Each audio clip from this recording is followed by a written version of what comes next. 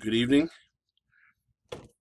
I want to begin tonight with our first chapter from Justo Gonzalez on the foundations of the religious institutions in Latin America, specifically Spanish Roman Catholicism.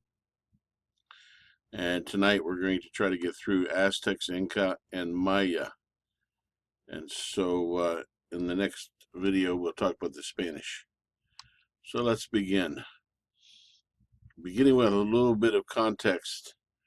The discovery of a new continent and its inhabitants rattled European thinkers' worldview assumptions. Up to this point, medieval Europeans had conceived of the world as three continents: Asia, Africa, and Europa, using the Latin form. They rhymed, and a good case can be made that Europa and Asia were actually not separate continents. If you look at a map, they appear to be one Eurasian continent. However, Europeans thought in terms of the story of Noah and the flood and his three sons, and each of the three sons were sent out after the flood in three directions. One of them going east into Asia, one going west into Europe, and one going south into Africa. Therefore, there were three continents and three major racial groupings. And this created a medieval map around 800 AD. You can find some examples of these cruciform maps shaped like a cross, with the Europe being the left arm and the Asia being the right arm, Africa being the vertical pole, and the cross coming together over Jerusalem. That's just one example of the thinking of Europeans about the world or the cosmos. And of course, the discovery of a new continent and a new group of human beings, a fourth continent or fourth race, rattled European thinkers and made them, of course, question some of their worldview assumptions. I've talked about that elsewhere in a video called The Idea of Latin America, if you'd like to view it. The pre-Columbian peoples of Latin America did not have one single civilization. There were numerous different civilizations. There were several empires. And of course, at the extremes of the Americas in the north and the south, there were tribal peoples that lived at a hunter-gatherer stage of development. The Aztecs were an empire that controlled about 80,000 square miles and almost 20 million people. In South America, you had the Inca, which controlled almost 7 times that much geography, but about a group of people, about half the inhabitants. And then those are both empires. And in the center, you had the Maya, which cannot be categorized as an empire because they didn't have any single capital that dominated any centralized government that dominated the entire civilization. So I'm going to call the Maya a civilization instead of a empire. There's a book I read recently, 1491, by Charles C. Mann. I highly recommend it. He goes into a number of recent archaeological discoveries that indicate that the indigenous Amerindian peoples of the Western Hemisphere were far more advanced technologically than our histories indicate. Both the Aztecs and the Incas had great religious traditions, and the Maya, similar to the Spanish. In the ancient world, in the Western Hemisphere, the arrival of people in the American hemisphere goes back to at least 40,000 years, if not to 100,000 BCE.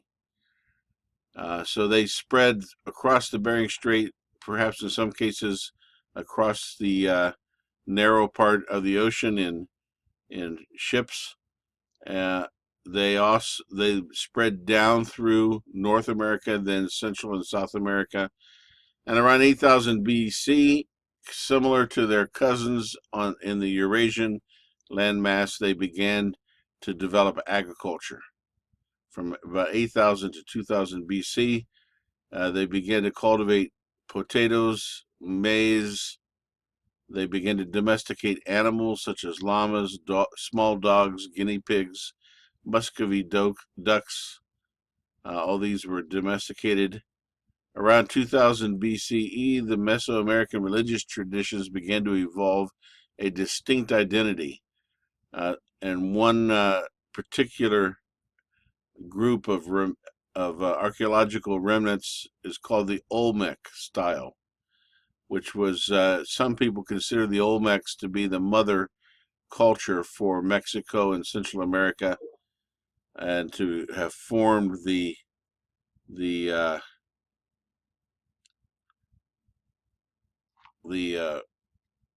womb of Mesoamerican religious tradition. This tradition links political authority with divine ancestors via a half animal, half human deity. Taino religious practices were closer to the more ancient shamanism and the emerging state religions or great traditions of the Aztecs and the Incas. The Tainos, by the way, were the ones that were inhabitants of the Bahamas and Cuba, Hispaniola, Puerto Rico. They had not developed more advanced civilizations or empire state structures, monumental architecture, as did the Aztecs and the Inca or the Maya. They were at an earlier stage of development that could be called shamanism, with a local tribal religious leader or shaman who guided their spiritual lives. The urban centers for the Olmecs were along the Gulf of Mexico coast in places like La Venta and San Lorenzo. There were famous jaguar images along this area that probably were left over from the Olmec art and agriculture. We don't know what their significance was, whether it was religious or mythical or just simply artistic. But these half human, half jaguar creatures may have been some early forms of gods or goddesses.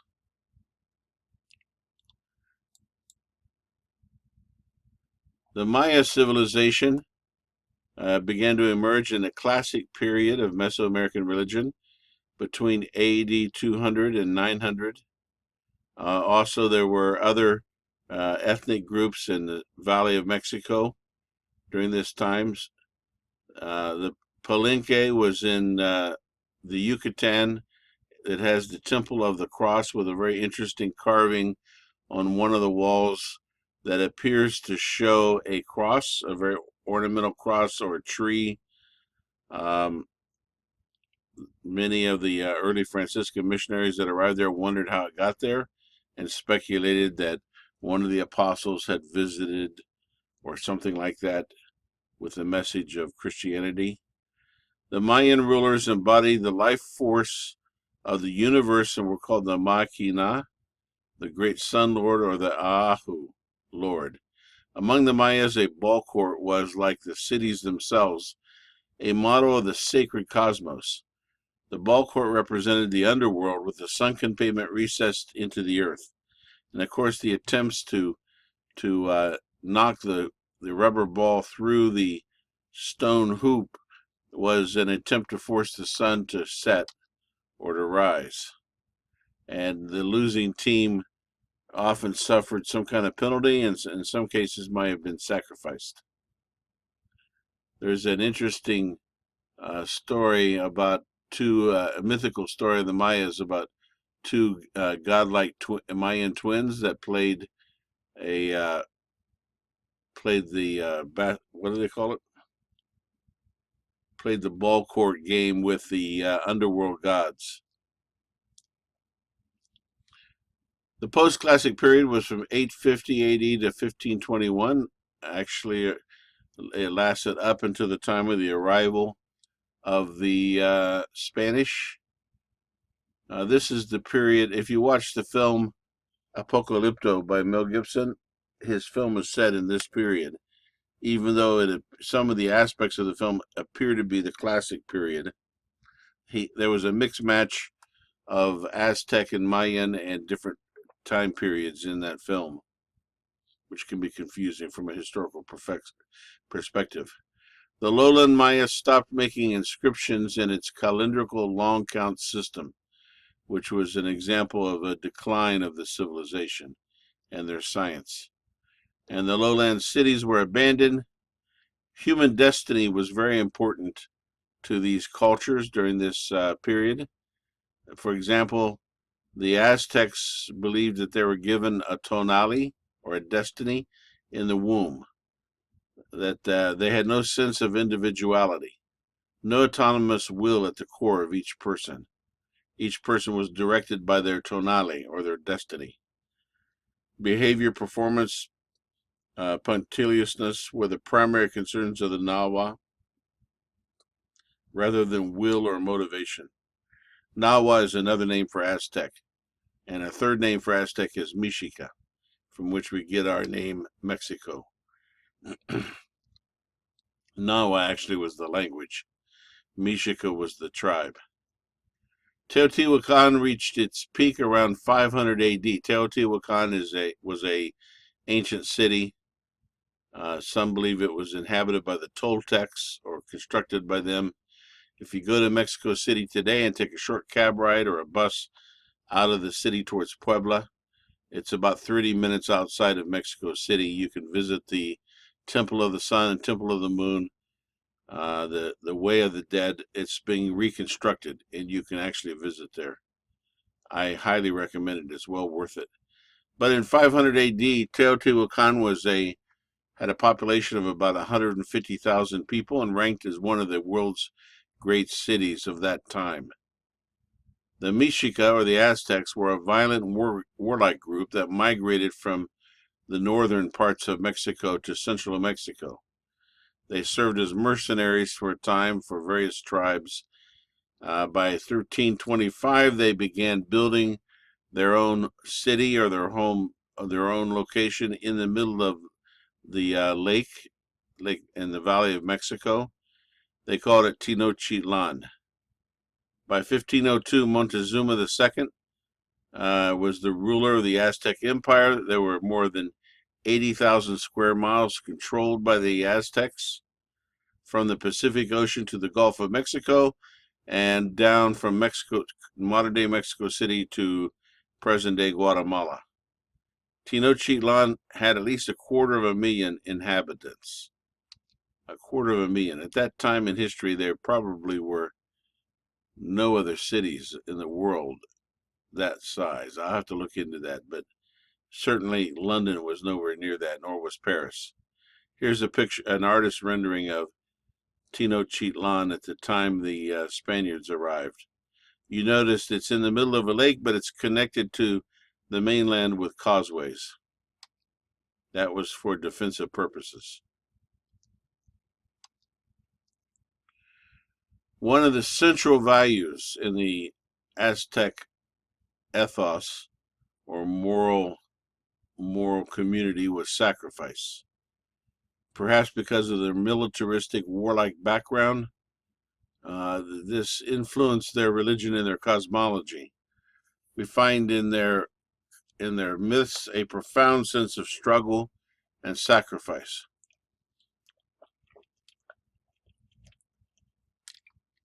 I suppose you could compare that to the Romans in the Roman Empire, or the Spartans.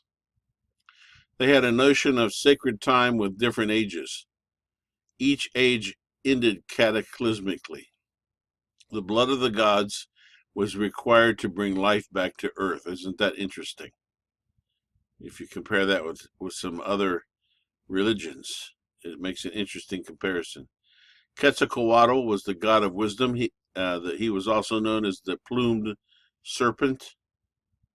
He threw himself into the fire and sacrificed himself in order to bring the humans, to recreate or bring back to life humans in the current creation of that age. A number of other gods sacrificed themselves as well in their mythology, and so the average Aztec believed if the gods sacrificed their blood, then humans had to give blood too. Spaniards reached Tenochtitlan in 1519 under Hernan Cortez, and human sacrifice had reached enormous proportions. They were shocked and horrified by the magnitude of human sacrifice that was going on in Tenochtitlan. Huitzilopochtli was their primary deity and was quite bloodthirsty. On the dedication of his temple, more than 20,000 people had been sacrificed. This is a artist rendering in Aztec style of Quetzalcoatl, the plumed serpent. And here's a sculpture of Quetzalcoatl. There are some traditions or some myths that Montezuma thought that Hernan Cortez might be Quetzalcoatl returning, and that's mostly been debunked. But Quetzalcoatl was a more gentle deity than Huitzilopochtli and some of the other Aztec gods, and he had been driven out of the Aztec territories through civil war and had departed across the water to the east. So there was some basis for possibly thinking that. It's important as historians that we be careful in judging the Aztecs for their human sacrifice. Robert Bellah, in his book on the evolution of religion, believes that human sacrifice emerges at a certain stage in the evolution of human society when there's when a chiefdom is transitioning into the early forms of a state, with a throne or a monarchy or a strong state. That it's a way of inspiring terror in the citizens at the legitimate use of force or violence by the state. I'm quoting Max Weber, who said that he defined the state as the one institution that had a monopoly on the legitimate use of violence. Taking foreign captives went along with incorporating conquered peoples. They incorporated conquered people's own deities into the Aztec pantheon. As you think about Aztec human sacrifice, which so shocked the Spaniards, you have to also consider European practices of torture and punishment. If any of you saw the film with Mel Gibson, what's the one about the Scottish War of liberation against the English? I can't remember the name of it now. Braveheart. If you remember the end of Braveheart, you have an idea of some of the brutality of common European practices of torture and punishment. Criminals were drawn and quartered. They were taken apart. Their innards were ripped out. Their private parts were cut off. In other words, it wasn't much nicer than having your heart ripped out by an Aztec, to put it mildly. Also, during about a 400-year period in European history leading up to and including this time period we're talking about, there was hundreds of thousands of witches that were burned at the stake for witchcraft, almost always women. Heretics were apprehended by the Inquisition and presumed guilty until proven innocent, and usually by the time they were proven innocent, they were crippled, maimed, or dead. And so you had all of these things in Europe, and one of the purposes of terrible of the Inquisition and public burnings of witches and of public tortures and execution in Europe was to inspire fear into potential criminals and wrongdoers. It was a form of social control. And so if you weigh that against human sacrifice, okay, human sacrifice is bad. uh, especially among the Aztecs. But the Europeans didn't have innocent. The Europeans were not innocent. Their hands were not clean in terms of violence. The Aztec idea of a good life was earned through a lifelong series of acts of penance and sacrifice.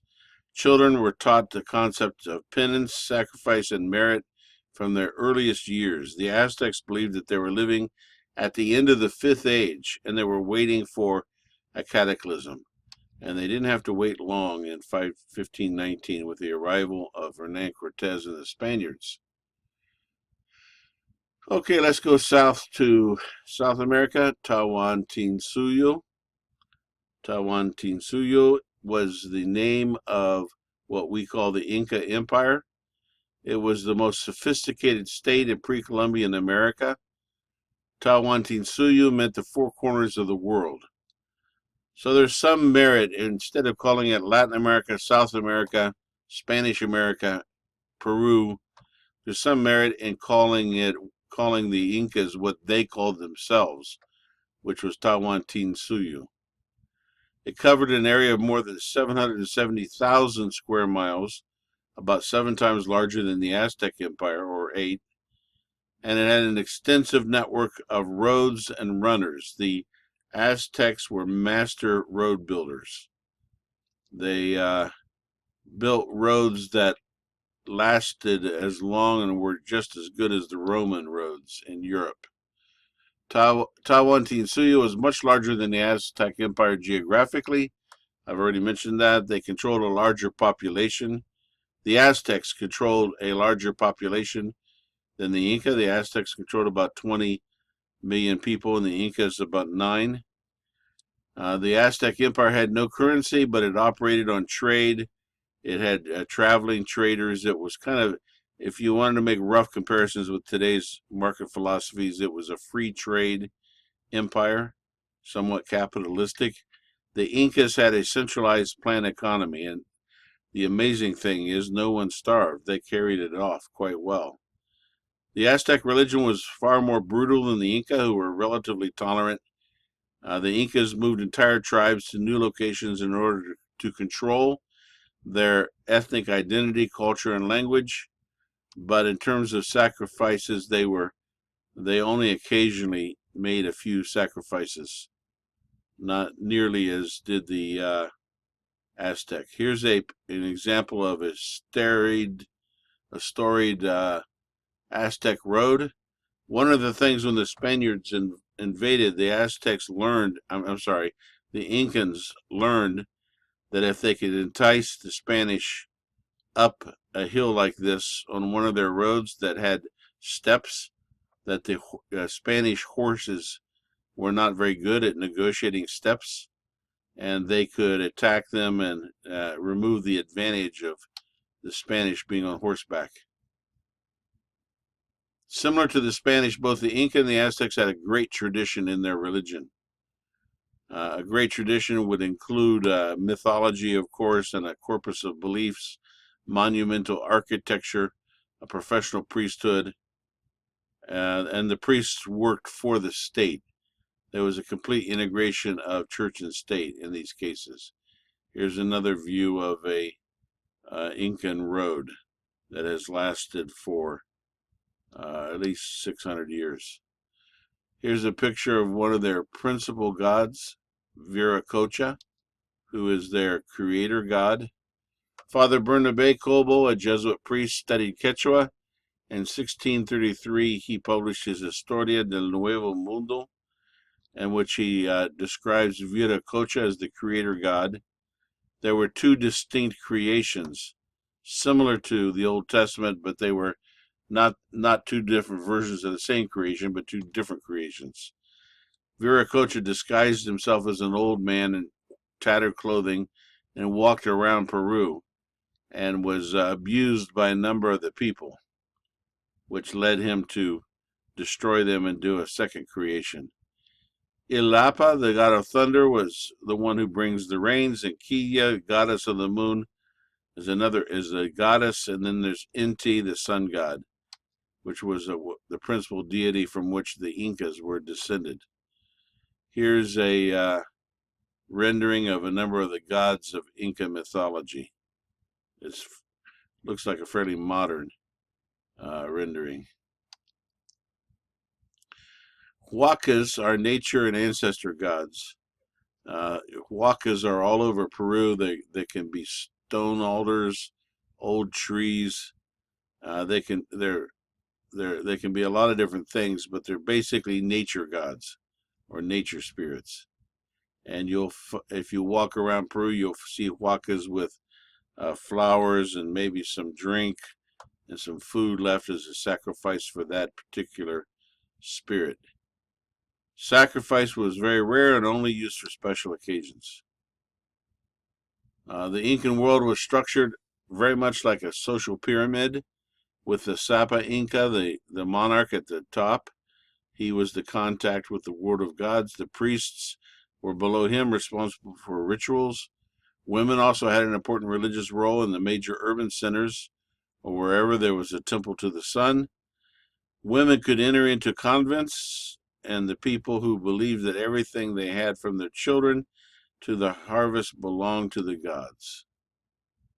And we will stop there and continue next time. Thank you very much for your attention.